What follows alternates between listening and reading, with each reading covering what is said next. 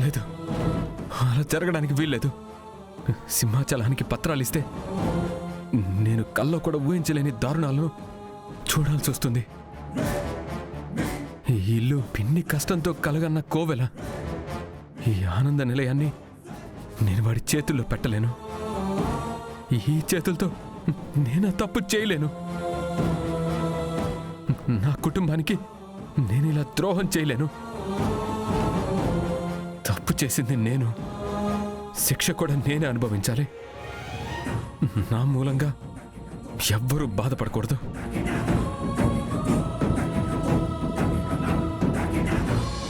ఆనంద నిలయం వెళ్ళి దాని పత్రాలు పట్టురా.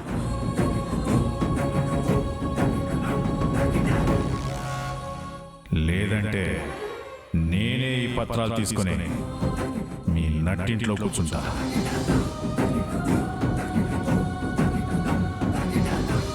ఇక మూటాముల్ని సర్దుకొని బయలుదేరారు.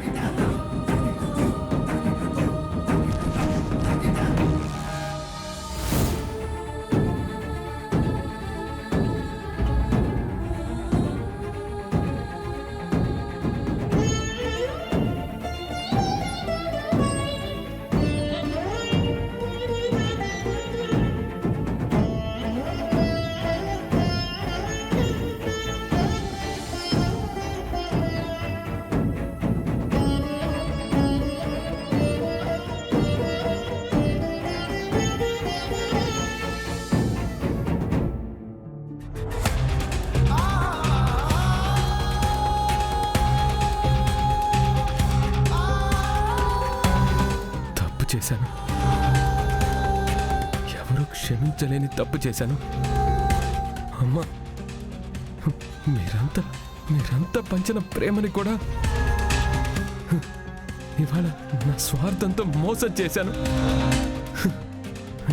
ఎన్నో కలహతో, అనురాగాలతో, ఆప్యాయతలతో నిర్మించుకున్న ఈ ఆనంద నిలయాన్ని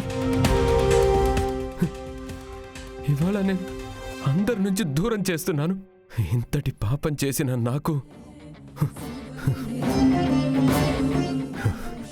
ఇంకా మీ మధ్య నాకు బ్రతికే అర్హత లేదు.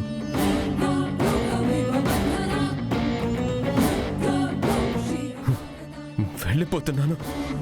ఒక ద్రోహిలాగా మీ గుండెల్లో చిచ్చు పెట్టి మీ నుండి శాశ్వతంగా వెళ్ళిపోతున్నాను.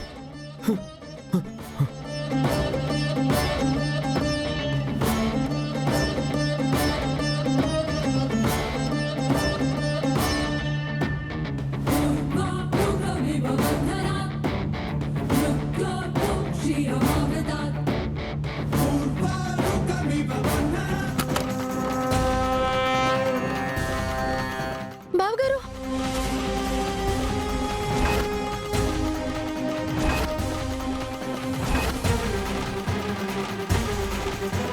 ఏంటండి పాయిజన్ తీసుకుంటున్నారా? మీరొక్కరే ఎందుకు? దీన్ని కుటుంబం మొత్తానికి ఇవ్వలేకపోయారా?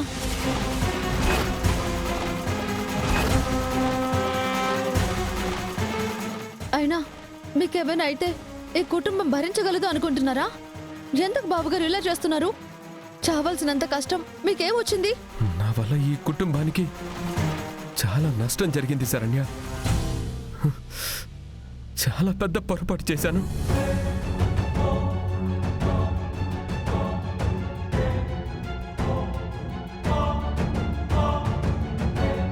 నువ్వేగా 50 కోట్లకి షూరిటీ సంతకం పెట్టావు.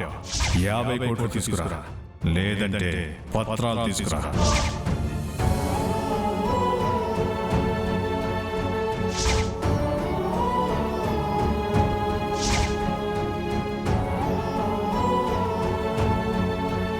ఈ ఇంటి పత్రాలు వాడికి ఇవ్వక తప్పలేదు. బావగారు, మీ వల్ల జరిగింది పొరపాటని మీకు తెలుసు. ఆ జరిగిన పొరపాటు మూలంగా మీకింత కష్టం వచ్చినప్పుడు ఒక్క మాట ఇంట్లో చెప్పుంటే ఈ సమస్య మీ ప్రాణం తీసుకునేంత వరకు వచ్చేది కాదు కదా.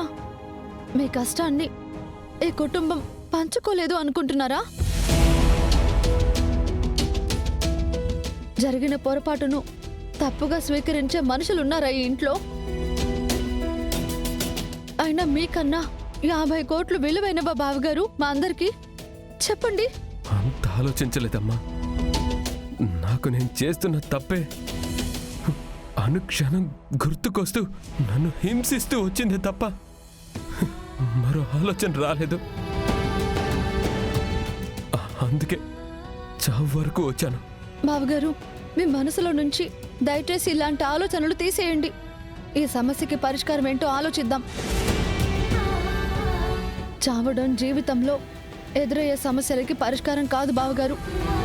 అమ్మ కడుపులోంచి మనం పుట్టేటప్పుడే అష్ట కష్టాలని ఎదుర్కొని బయటకు వచ్చాం. వాటన్నింటితో పోలిస్తే ఇదేది కష్టం కాదు బావగారు. ఆలోచిద్దాం, అంతా మంచి జరుగుతుంది. ప్రాణం తీసుకోనని మాటివ్వండి బావగారు.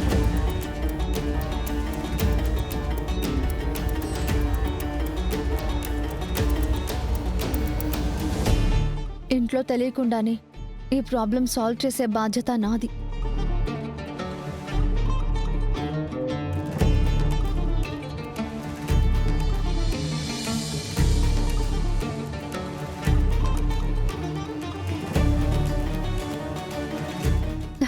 థ్యాంక్ యూ బావగారు, థ్యాంక్ యూ సో మచ్.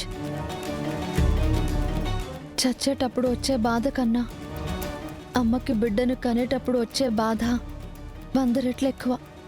అయినా ఆ తల్లి పురిటిలో తన బిడ్డని చూడగానే అంత నొప్పిని కూడా మర్చిపోతుంది. అలా మర్చిపోయిన ఆ నొప్పిని ఇప్పుడు బిడ్డ ఇలా ప్రాణం తీసుకుని తనకి గుర్తు చేయడం ఎంతటి ప్రాబ్లం బావగారు. తల్లి ఆ బాధని భరించగలదా? నన్ను క్షమించు శరణ్య, నన్ను క్షమించు. అయ్యో.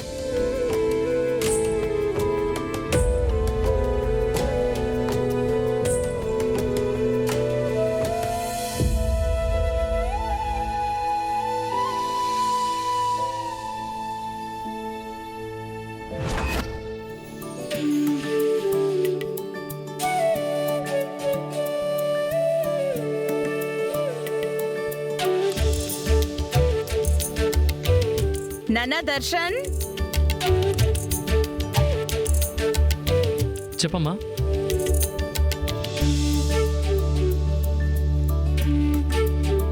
ఈ అక్షింతలు వేసి శరణ్యని ఆశీర్వదించు.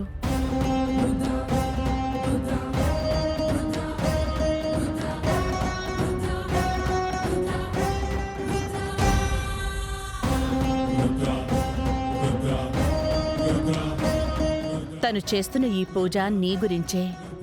ఏ అడ్డంకి రాకుండా పూజని పూర్తి చేయాలి. ఆ తల్లి కటాక్షం తనకి లభించాలి అని కోరుకో.